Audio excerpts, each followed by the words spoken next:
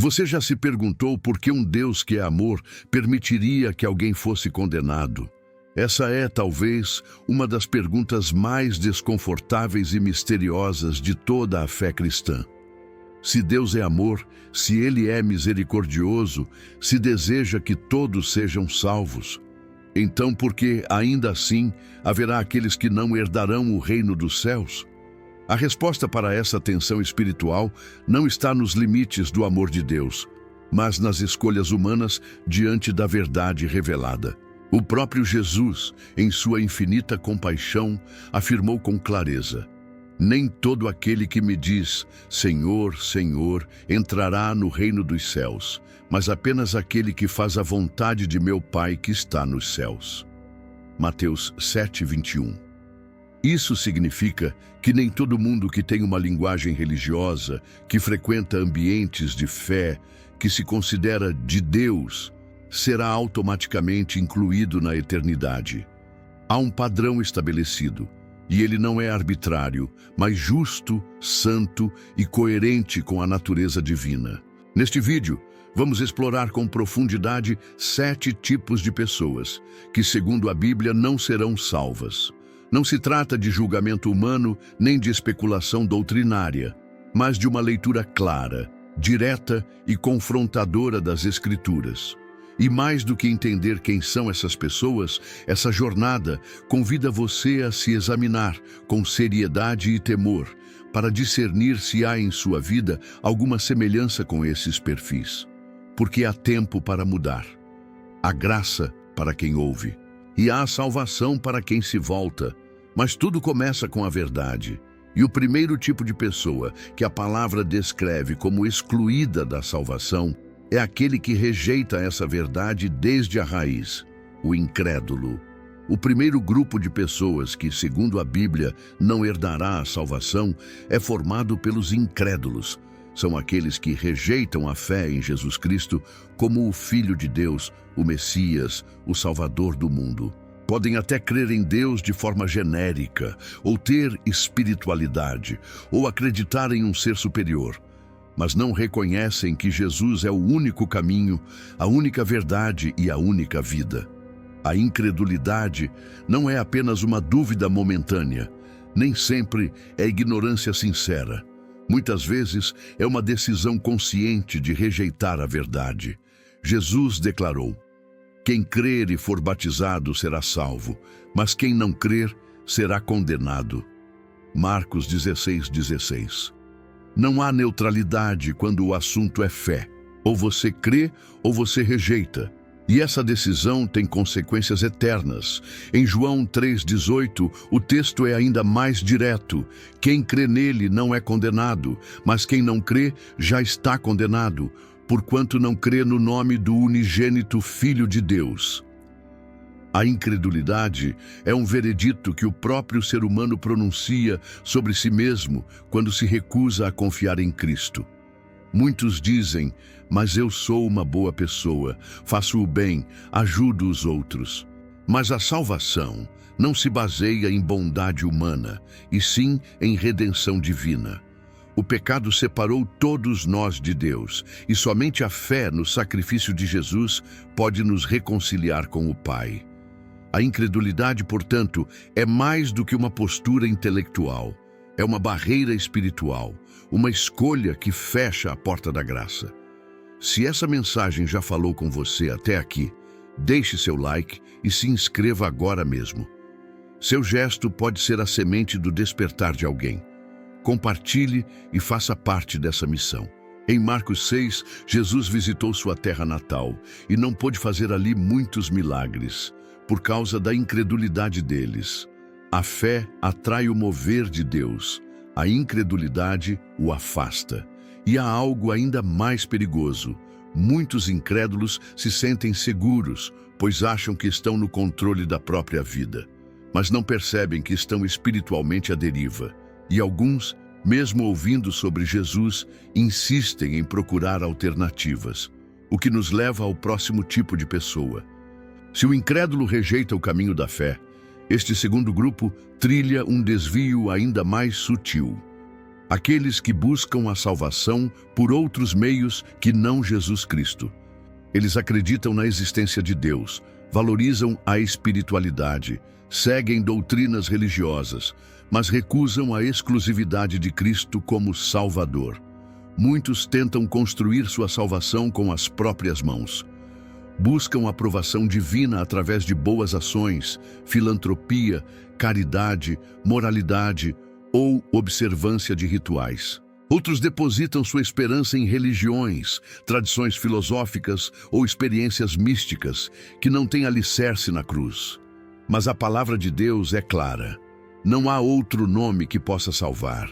Atos 4:12 declara: "E em nenhum outro há salvação, porque também debaixo do céu nenhum outro nome há dado entre os homens, pelo qual devamos ser salvos." Não importa quão sincera seja a busca, se não for por Jesus, não leva à vida eterna. O apóstolo Paulo ensinou que a salvação não vem das obras, para que ninguém se glorie. Efésios 2:9. Ainda que as boas obras sejam frutos da fé, elas não são o meio da salvação, e sim uma consequência dela. Isaías 64:6 compara nossas melhores ações a trapos de imundícia diante da santidade de Deus. A justiça própria jamais será suficiente para abrir as portas do céu. Jesus foi direto: "Eu sou a porta. Se alguém entrar por mim, será salvo." João 10:9. Ele não é uma entre muitas opções. Ele é a única saída da condenação. Aqueles que tentam escalar os muros da eternidade com seus próprios méritos encontrarão apenas rejeição, porque a entrada é gratuita, mas só se entra por meio do arrependimento e da fé. E é aqui que muitos se enganam. Acreditam estar seguros porque são religiosos, porque frequentam templos, porque falam em nome de Deus, mas vivem uma mentira escondida atrás de uma aparência de piedade. E é sobre esses que vamos falar agora, os hipócritas. Poucas atitudes despertam tanta indignação da parte de Deus quanto a hipocrisia espiritual. E, surpreendentemente, os mais severos discursos de Jesus durante seu ministério público não foram dirigidos aos pecadores declarados, mas aos religiosos hipócritas. Pessoas que usavam a aparência da fé para esconder um coração corrompido, que diziam amar a Deus com os lábios, mas estavam longe dele em espírito e em verdade. Em Mateus 23, 27 e 28, Jesus os confronta diretamente. Ai de vós, escribas e fariseus, hipócritas, porque sois semelhantes aos sepulcros caiados, que por fora parecem belos, mas por dentro estão cheios de ossos e de toda a imundícia. A imagem é forte e serve como alerta. A hipocrisia pode até enganar os homens, mas jamais passa despercebida aos olhos de Deus. O hipócrita é aquele que conhece a verdade, mas vive como se não a conhecesse, que exige santidade dos outros, mas justifica os próprios pecados, que se orgulha de sua aparência religiosa, mas não busca transformação interior. Jesus também disse: "Este povo me honra com os lábios, mas o seu coração está longe de mim." Mateus 15:8. Mais do que fingimento, a hipocrisia é uma negação prática da fé. É declarar que Deus é santo, mas viver como se ele fosse cego. É falar de amor, mas praticar o ódio. É usar a Bíblia como ferramenta de acusação, mas nunca como espelho de correção. E não basta fazer coisas para Deus se o coração estiver corrompido. Em Mateus 7, 22, 23, Jesus alerta: "Muitos me dirão naquele dia: Senhor, Senhor, não profetizamos em teu nome? E então lhes direi: nunca vos conheci. Ser visto como santo pelas pessoas não garante entrada no reino." A única forma de fugir da hipocrisia é através do arrependimento sincero e da entrega total. Mas há ainda aqueles que, diferente dos hipócritas, não fingem ser justos, acreditam sinceramente que são. Eles não escondem o pecado, apenas acreditam que não precisam de perdão. Vamos falar agora sobre os autojustificados. O quinto grupo é formado por aqueles que não fingem santidade. Eles acreditam sinceramente que já são bons o suficiente. Não zombam da fé, nem vivem uma religião de aparência. Eles apenas se julgam justos diante de Deus por seus próprios méritos. São os auto-justificados. Essa é uma das ilusões espirituais mais sutis e perigosas, porque ela se apoia em valores positivos: boa conduta, ética, religiosidade, caridade, disciplina, mas sem dependência da graça. A pessoa se convence de que, por ser correta, honesta ou justa aos próprios olhos, está salva. Ela não vê necessidade de arrependimento nem de um Salvador. Afinal, pensa: nunca matei, nunca roubei. Deus conhece meu coração. Jesus retrata essa mentalidade na parábola do fariseu e do publicano. Lucas 18, 10, 14. O fariseu orava consigo mesmo, agradecendo por ser melhor que os outros. O publicano, ao contrário, batia no peito e clamava por misericórdia. E Jesus conclui: este desceu justificado para sua casa, e não aquele. A autojustificação é o orgulho disfarçado de justiça. É tentar alcançar o céu com escadas feitas de boas obras. Mas Isaías 64:6 nos lembra que todas as nossas justiças são como trapo de imundícia. Diante da santidade perfeita de Deus, nenhuma ação humana pode purificar o pecado. Efésios 2, 8 e 9 deixa isso claro. Pela graça sois salvos, mediante a fé, não vem das obras. A salvação não é uma recompensa para quem merece. É um presente para quem reconhece que não merece. Mas há quem vá além da autojustificação. Gente que não apenas despreza a graça, mas zomba abertamente de Deus, rejeita o Espírito Santo e insulta o que é sagrado. Esse é o próximo grupo que a Bíblia trata com tremenda seriedade: os blasfemos. Entre todos os pecados mencionados nas Escrituras, há um que Jesus descreve com um peso único: o pecado que não será perdoado, a blasfêmia contra o Espírito Santo. Esse grupo é formado por aqueles que não apenas rejeitam a fé, mas insultam, desprezam e desacreditam conscientemente a obra do Espírito de Deus. Em Mateus 12, 31, 32, Jesus declara: todo pecado e blasfêmia se perdoará aos homens, mas a blasfêmia contra o Espírito não será perdoada. E continua: aquele que falar contra o Filho do Homem será perdoado, mas o que falar contra o Espírito Santo não será perdoado, nem neste século, nem no futuro. Esse tipo de blasfêmia não se refere a uma dúvida momentânea ou a palavras impensadas ditas por ignorância. Paulo, por exemplo, disse de si mesmo: antes fui blasfemo, mas alcancei misericórdia porque o fiz na ignorância. 1 Timóteo 1,13. A blasfêmia imperdoável é aquela cometida com plena consciência. Rejeitar de maneira deliberada e maliciosa a atuação do Espírito Santo, atribuindo-a a forças malignas. Foi exatamente isso que os fariseus fizeram. Vendo os milagres de Jesus, disseram: ele expulsa demônios por Belzebu. Atribuíram ao diabo o que vinha de Deus. E Jesus os advertiu com firmeza. Estavam muito perto de cometer o pecado sem retorno. Blasfemar contra o Espírito é negar a luz depois de conhecê-la. É apagar a consciência. É zombar do que é santo. E quem chega a esse ponto já não deseja se arrepender. O coração se fecha e a alma se endurece a tal ponto que não há mais retorno. Isso nos conduz ao próximo grupo. Aqueles que, diferente dos blasfemos, não insultam abertamente a fé, mas a abandonam depois de tê-la conhecido. São os apóstatas. Os apóstatas ocupam um lugar especialmente trágico nas Escrituras.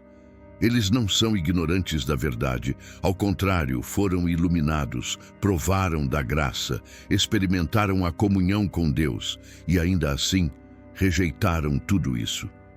A apostasia é mais do que um desvio momentâneo. É uma escolha consciente e deliberada de abandonar a fé. Hebreus 6:4-6 é direto e severo. É impossível que aqueles que uma vez foram iluminados e recaíram, sejam outra vez renovados para arrependimento. O texto não está falando de alguém que pecou e se arrependeu. Está descrevendo quem conheceu a verdade, mas a trocou voluntariamente pela mentira. O apóstata não apenas se afasta, ele despreza. Ele volta ao pecado como o cão volta ao vômito, como a porca lavada volta a se revolver no lamaçal, como diz 2 Pedro 2:22. Ele pode até manter um discurso religioso, mas já não crê. Seu coração se fechou, o espírito já não o convence. Sua alma já decidiu caminhar longe da cruz. A Bíblia nos dá exemplos claros. Judas Iscariotes caminhou ao lado de Jesus, viu milagres, ouviu verdades e escolheu a traição. Demas, companheiro de Paulo, abandonou o evangelho por amor ao mundo, 2 Timóteo 4:10.